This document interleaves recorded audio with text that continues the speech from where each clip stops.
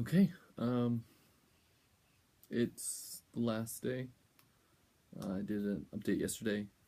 Um, I'll do a little update today. Maybe at some point these will actually go out, and they won't just be filling up our technology. Um, we did the ceremony today. We didn't get any video really of it. I mean, we got small snippets, but not like we did with the Hindu ceremony. Just didn't really work. Some degree. Yeah. Well, you'll see. Um, it was intense. That was really intense. Very different. Not from the Hindu. In some many aspects, it's very similar. Very different from, I guess, anything I had imagined or similar to what I know previously. We didn't really get rolling until after lunch. It was supposed to start in the morning, and then we were gonna do something else in the afternoon, but didn't get really rolling until after lunch because a guy from Lonely Planet actually showed up in the morning to kind of check over the space and see if it was up to snuff, which was an interesting thing. I did not realize how really powerful Lonely Planet is in the travel industry. That it's as much of a force that it is. We'd used it when planning this trip, but I'd almost consider it something like small and underground. Not the case. Not the case in the slightest. But yeah, so a guy came out from them and talked with our host, so he was really distracted with that, so we didn't really get rolling. Went to the village this morning and saw the market. Kind of just was there, got the sense of the place. Spent some time there, and then came back, had lunch, and then the festivity started. There's a lot to process. There's a lot to think about. This is one of those things that'll stick with us for quite a while, I think. So it starts with us getting changed and getting dressed. We wore traditional Maasai tribe wedding garments and jewelry. And so Gabby went and got dressed, and then they got me dressed, with the Maasai, it sounds like Gabby's back. They usually get married from different clans, so the clans are far away from each other, so they made like a fake home for Gabby and a fake home for me, and the plan was that I was going to go get her with my warriors and best man and bring her after I get her parents' blessing and a bunch of other people's blessings, but a bunch of blessings. I was going to bring her back to my homestead where she would then stay. There were a lot of intricacies involved with that that maybe I'll go over later or something. I don't know. Probably won't. I don't know why I'm saying that. If you're interested, let me know and I'll tell you all about it. But once she was dressed and I was dressed, we had this red ochre put on us. So this red paint you'll see, signifying us and our intentions. So, hey, doing an update.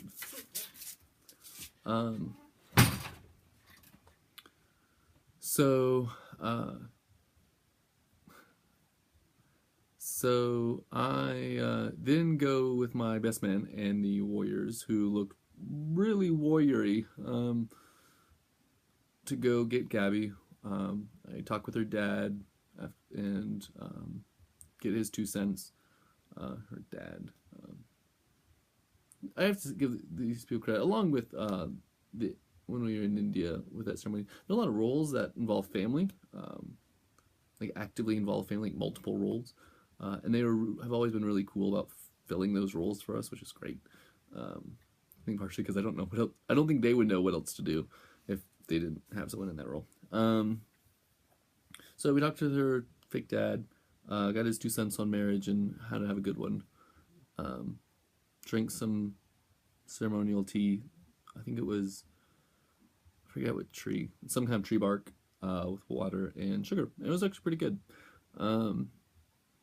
had that, got the advice, and then we started the procession back to my village, um, which is very slow. The warriors are singing the entire time. People from the surrounding area are kind of just joining in. And the whole time, Gabby has to cry. This is the part that was interesting to me. So apparently the idea is that the bride is sad about leaving her family and joining her husband's family, who quite often she has been kind of paired with. So she's sad that she's leaving her family and everything she knows. So she's supposed to cry. Well, apparently that's a lot of the time that's not, I guess, fictional. That they're not actually sad, but they cry anyways. So Gabby had to like fake cry for ages. Like this was like the slowest procession you've ever heard of. You want to come over? Yeah. You want to talk a second about that? Sure. A towel would be nice. Oh, okay. You talk. I'll give you this towel. Yeah. Sorry, I just got back from a motorcycle ride.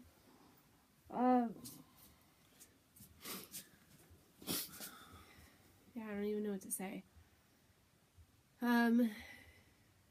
It was quite a dramatic kind of play, this ceremony. Many moving pieces in that the father had to communicate with the potential groom and the groom's family and me about, how important marriage is and what a good husband he'll make, what a good wife I'll make, kind of like convincing both families. And I think that there was some of that on your side too, whoever was representing his family also had to speaking. My best man. Yeah. His name's John. So,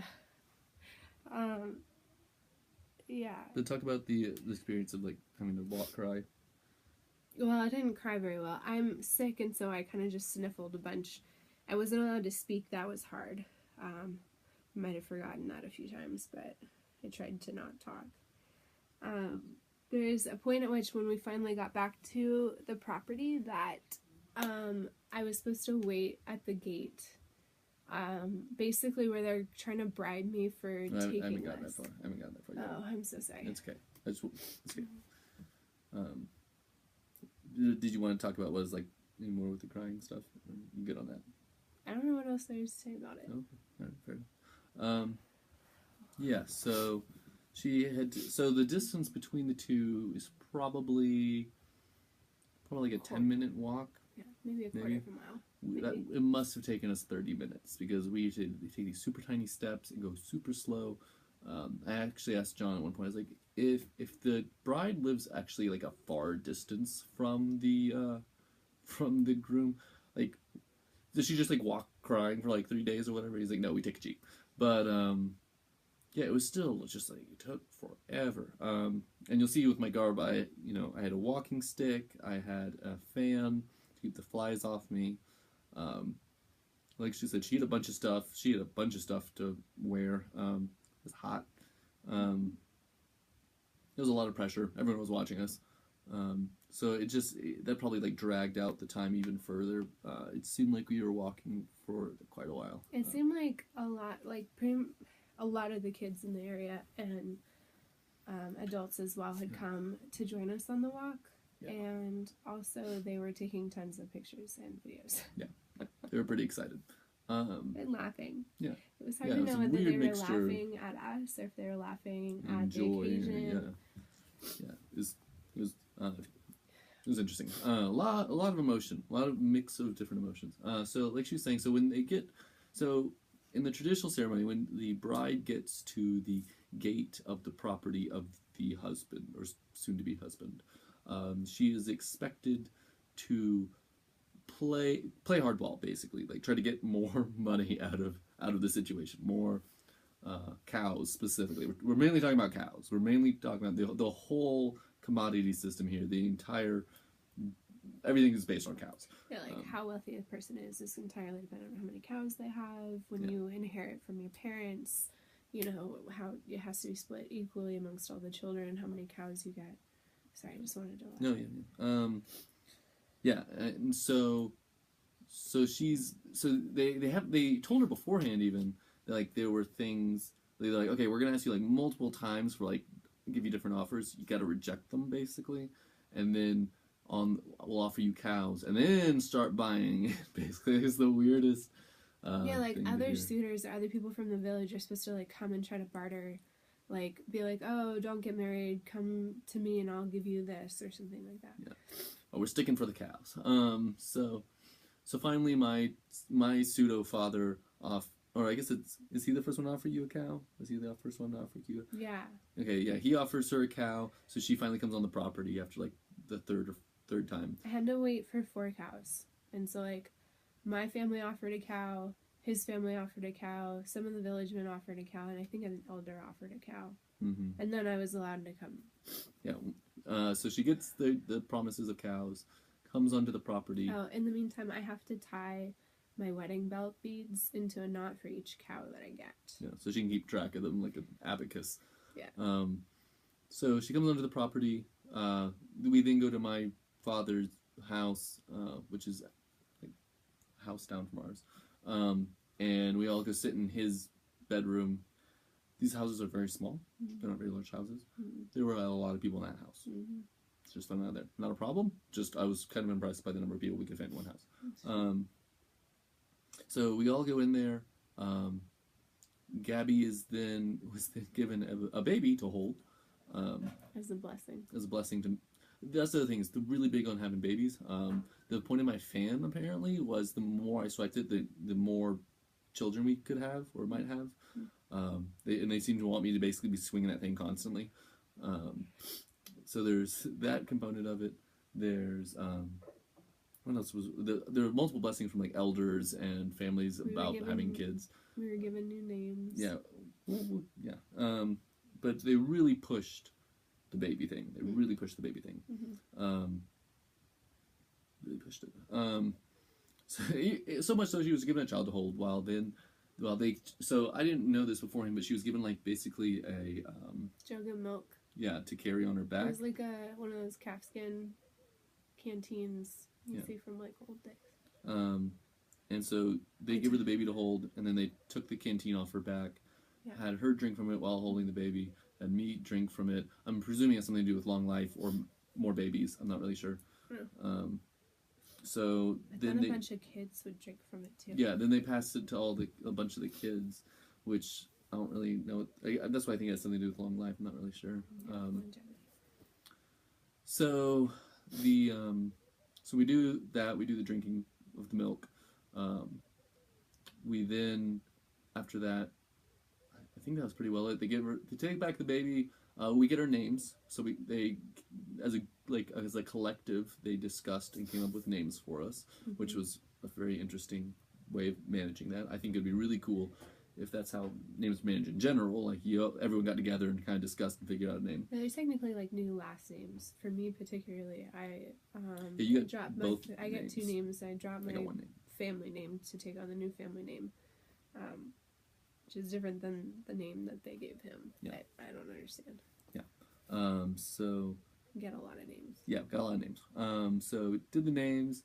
We then did a song inside the house. We then went outside, did another song. Then we started dancing, and we're pretty white, uncoordinated people. So it was. It was more like a moment. Sway. It was more of like a. At first, so it started with like a back bend, like knee bend thing that I slowly picked up enough to at least attempt. Then we went around hopping from leg to leg, following the warriors. Don't really know what that was about, but we did it. And then came the jumping. So they got us in a line. The warriors would go and jump. And apparently at one point I was informed I had to jump with the warriors. So I jumped with the warriors. Gabby didn't have to jump with the warriors. Thank God. Yeah, it was... I wish someone had prefaced that, been hey, by the way, you're gonna be jumping with the warriors, because these guys are in great shape. It's true. They're like 17-year-olds. Yeah, they're like 17-year-olds that spend all day out running around. They're really healthy. But anywho, so we do the jumping, then we take a whole bunch of photos. We then feed the guests, and that was pretty well it. It was I mean, that's like a overarching summary of the activity. It took a few hours. But that was pretty well the day. Oh, and then we had to pay for the ceremony, and we tried to ask yesterday about how much we were going to need to take out, and he said, don't worry, we'll tell you about it. Later today, he gave us an itemized expense for what everything was going to cost. And we didn't have enough cash out, so we were going to have to go back into what they call Tilek, just another town. From our understanding, it's on the other side of the national park, game reserve, so I'm just like, oh my god, how far do we have to go? But I drove around the outside. It took us about 40 minutes on the back of a motorbike, no helmet. It was great. All dirt roads. Went through a lot of like down up Chavises, I don't know what you call those. Went through water sometimes. Yeah, it was scary, but you know, once you kind of like relaxed into it, it wasn't so bad. It's kind of like centripetal force. Like you're gonna stay within the center of the bike so long as you know you don't do anything stupid. So it was actually a lot of fun. Very dusty. Sorry, I keep having to wipe my face. I just feel like I have dust particles everywhere. On top of being sick, it's great. Yeah. But, yeah. Actually, the motorcycle thing was probably the highlight of this trip for me so far. That was a lot of fun. Yeah. Yeah, I like motorcycles. But, yeah, so that's pretty well it. We're gonna pack up and head out home. Yeah.